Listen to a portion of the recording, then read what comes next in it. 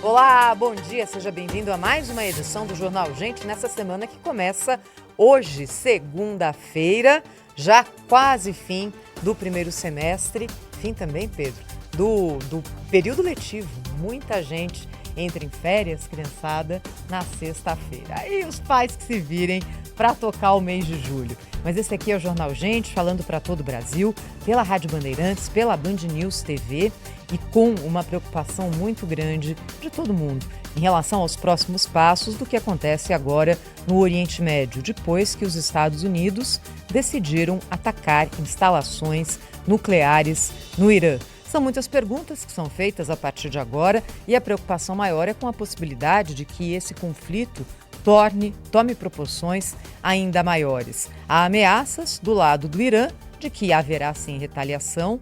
Qual é a capacidade do país hoje de cumprir essas ameaças? Não está muito claro, mas é claro que todos os países nesse momento olham para o novo jogo de xadrez mundial e entendem que algo mudou e mudou de forma drástica.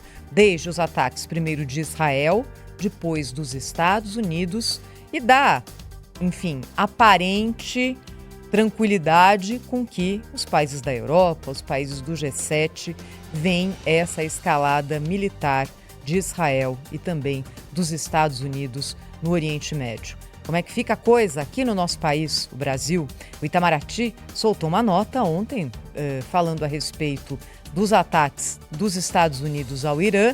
Disse que condena com veemência ataques militares de Israel e dos Estados Unidos contra instalações nucleares em violação da soberania do Irã e do direito internacional.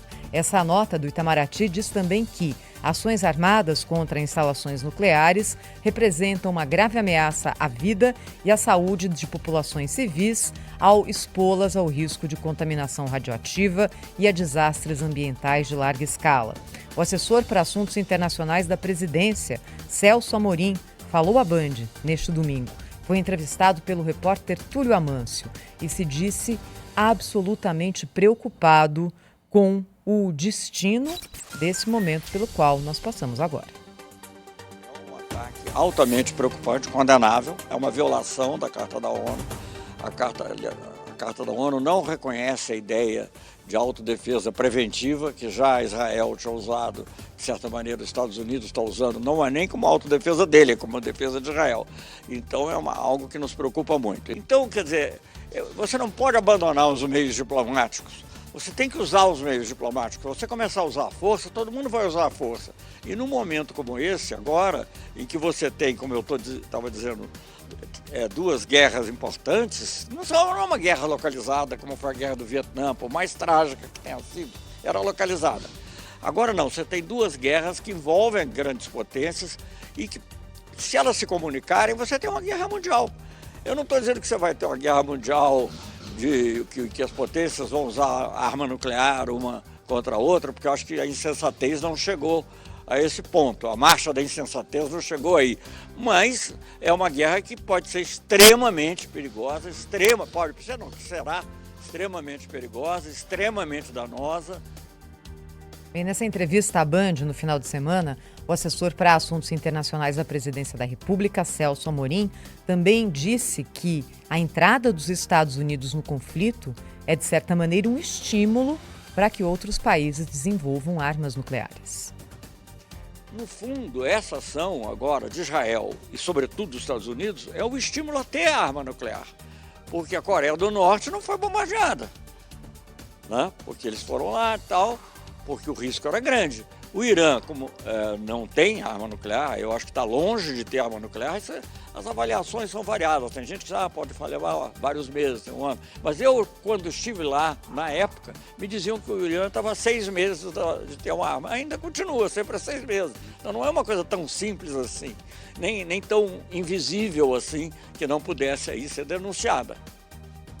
Bem, nesse contexto, qual é o player internacional? Qual é a possibilidade de que se chegue a um acordo nesse momento? Nesse momento parece bem difícil, não é? O assessor para assuntos internacionais da Presidência da República, Celso Amorim, alertou para o perigo dessa guerra que se forma no Oriente Médio e reforçou que o papel do Brasil nos conflitos mundiais sempre foi de pedir paz. E eu acho que a posição da União Europeia, que originalmente era uma posição talvez mais sensata, de procurar encontrar soluções intermediárias, francamente, eles se colocaram totalmente do lado de Israel, totalmente do lado de Israel. É direito deles, mas enfim, isso aí torna muito difícil mediar qualquer conflito. Então eu vejo hoje a situação extremamente complexa, me preocupa muito. O Brasil é um país de paz, que ama a paz. O presidente Lula fez esforços com relação, principalmente à questão da Rússia e Ucrânia, teve contatos sempre, e eu tive contatos em nome dele também, eu ministro das Relações Exteriores, obviamente também, mas nós estamos vendo que agora a coisa está num nível que é preciso que haja, digamos assim, um bom senso. Essa possibilidade cada vez mais distante, pelo menos nesse momento. Ainda aqui do ponto de vista do governo brasileiro, 10h30 da manhã, em Brasília, Lula e o ministro das Minas e Energia, Alexandre Silveira, têm uma reunião para entender de que forma esse conflito no Oriente Médio pode trazer ainda mais alta ao preço do petróleo, que já subiu nos últimos dias, e como o Brasil pode se blindar desse fator que poderia ser algo para colocar mais lenha aí na fogueira da inflação. Já, mais informações aqui no Jornal Gente a respeito do conflito no Oriente Médio, das ações militares dos Estados Unidos e das ameaças que são feitas pelo Irã. 8h06, nós vamos agora para Brasília.